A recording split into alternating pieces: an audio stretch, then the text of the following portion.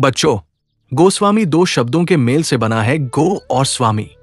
गो का अर्थ है इंद्रिया और स्वामी का अर्थ है वश में करने वाला। तुलसीदास जी ने अपनी इंद्रियों को तथा अपनी इच्छाओं को अपने वश में कर रखा था, इसलिए उनका नाम गोस्वामी तुलसीदास पड़ा। एक बार तुलसीदास जी काशी गए और एक ब्राह्मण के घर रहने लगे। वहां उनके अंदर कविता लिखने की इच्छा पैदा हुई। उन्होंने प्रभु राम की कथाओं को संस्कृत में लिखना शुरू कर दिया, परंतु वे दिन में संस्कृत में कविता लिखते, रात को वो सब लिखा हुआ गायब हो जाता। ये घटना रोज घटती रही। 7 दिनों तक ऐसे ही लिखा हुआ गायब होता रहा। 8वें दिन तुलसीदास जी को एक सपना आया। सपने में भगवान शंकर ने तुलसीदास को आदेश दिया कि तुम अपनी भाषा में कविता लिखो। तुलसीदास की नींद उचट गई। वे उठकर बैठ गए। उसी समय भगवान शिव और मां पार्वती उनके सामने प्रकट हुए। तुलसीदास ने उन्हें प्रणाम किया।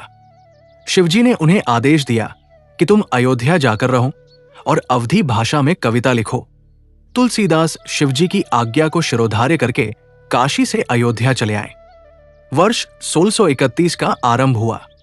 उस साल राम नवमी के दिन वैसा ही मौसम था जैसा त्रेता युग में राम जन्म के दिन था। उस दिन प्रातःकाल तुलसीदास जी ने रामचरितमानस लिखनी आरंभ कर दी।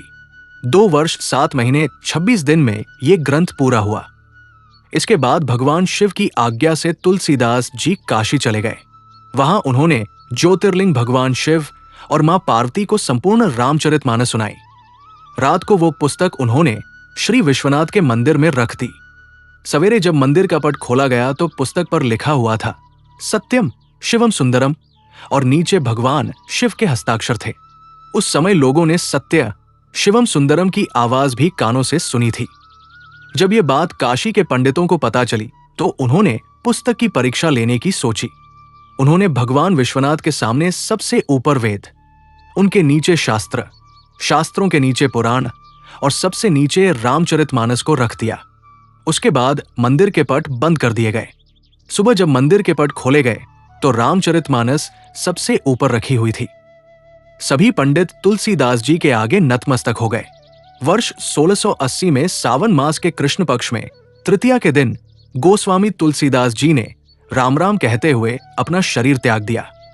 बच्चों, इस कहानी से आज हमने सीखा कि जो केवल अच्छी चीजें देखता हो, जो केवल अच्छी बातें ही सुनता हो, जो केवल अच्छी बातें ही करता हो और जो केवल अच्छा और कम खाना ही खाता हो, उसे गोस्वामी कहते हैं। बच्चों, जो निस्वार्थ भाव से सबकी भलाई के लिए काम करते हैं, भगवान उनके मनोबल को बहुत मजबूत कर देते हैं। बच्चों, परिस्थितियां हर समय एक जैसी नहीं रहती, इसलिए हमें कठिनाइयों से कभी घबराना नहीं चाहिए। बच्चों, जैसे तुलसीदास जी हमारे जीवन को सुंदर बनाने के लिए अनमोल रामचरितमानस लिख कर गए, वैसे ही हमें भी समाज की भलाई के लिए ही काम करने चाहिए। बच्चों, तुलसीदास जी की पुस्तक पर स्वयं भगवान शिव ने हस्ताक्षर किए थे। इसके बावजूद भी स्वयं को सही साबित करने के लिए तुलसीदास जी को काशी के पंडितों की कठिन परीक्षा को पार करना पड़ा। इसी तरह चाहे हम कितना भी दूसरों की भलाई के लिए काम करें, लेकिन फिर भी हमें जीवन में कठिन परीक्षाओं से होकर गुजरना ही पड़ता है। लेकिन तुलसीदास जी की तरह हमें उन कठिन परीक्षाओं से कभी भी घबराना नहीं चाहिए।